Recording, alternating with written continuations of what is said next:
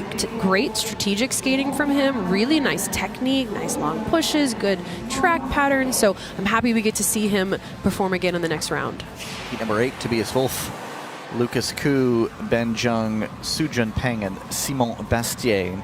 Just talking about that, we were sort of doing the math, and if you're into a repechage semifinal, you're sort of in that top 32, top 36, and so going for the quota spots, however they calculate the math, you're giving yourself a decent shot. And if you're one of those smaller teams where if you're one of 1 or 2 skaters, getting into that repechage semifinal is a big boost, and we saw that yesterday with Kim, the skater from Australia, getting into a repechage semifinal in the 1,000 meters for women. And so those final berths, big for the smaller programs if they can snatch up those Olympic spots. But that's all calculated after next weekend in Dordrecht. And remember, their worst result gets thrown out. So out of 4 competitions, you get to take your 3 best finishes. So what that means too is it's not entirely up to each athlete. It also is dependent on who makes mistakes. And, you know, Miyata Shogo has shown us that sometimes consistency is key. And even if you're not all the way up, it's helpful to be in the middle as opposed to all the way down. Go to the start.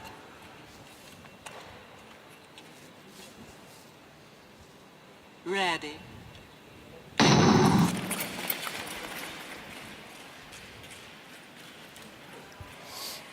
And it is Koo, the American-born Brazilian Bluebird.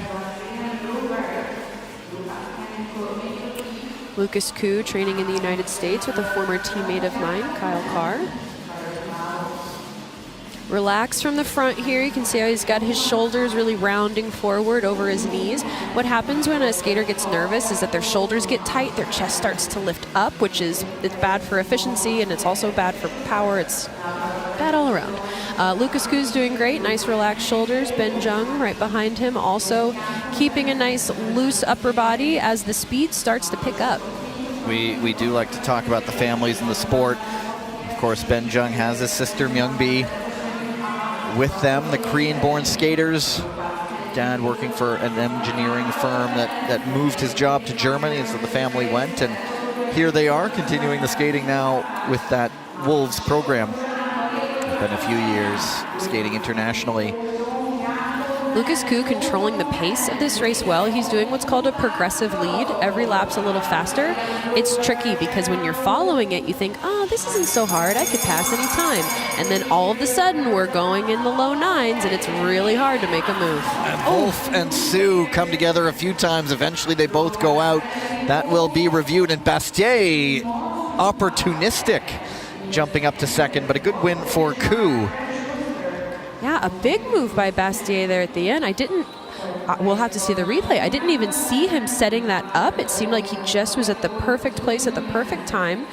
We are seeing an official time there of a 1:31.284. That is not a fastest third or a fastest second at this time.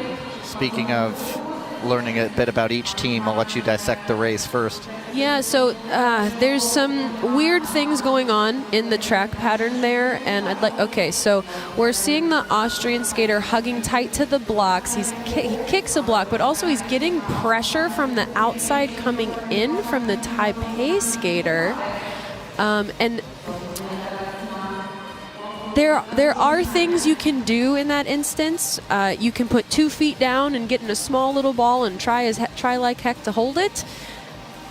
Now there's Bastier's move up the inside, and again, I don't know that Ben Jung even saw that coming, because that's a relatively easy move to defend against, but sometimes when you get those sneaky slingshot type passes, by the time the defending athlete realizes the passing athlete is planning or trying something, it's already too late. So Tobias Wolff being investigated or reviewed for possible corner arm push on Sujun Peng, a skater from Chinese Taipei, and we have a decision. Final decision, penalty number 54 from Austria. There you go, and it is Wolff penalized for an arm push. We'll get another look at it right here. Okay, so Right here. Yeah, okay, right here. So it looks, the two skaters are just going in. You might not be able to see it from your angle, but Austria did enter the corner tighter than usual. That is a defensive move, but when you enter tight, it's very difficult to turn. So when it was time to turn, the pressure on his legs seemed to be a little too much. There was the contact from Junpeng, and then from there, arms are tangled. The rest is history. And there is Ku talking about learning a bit about each team and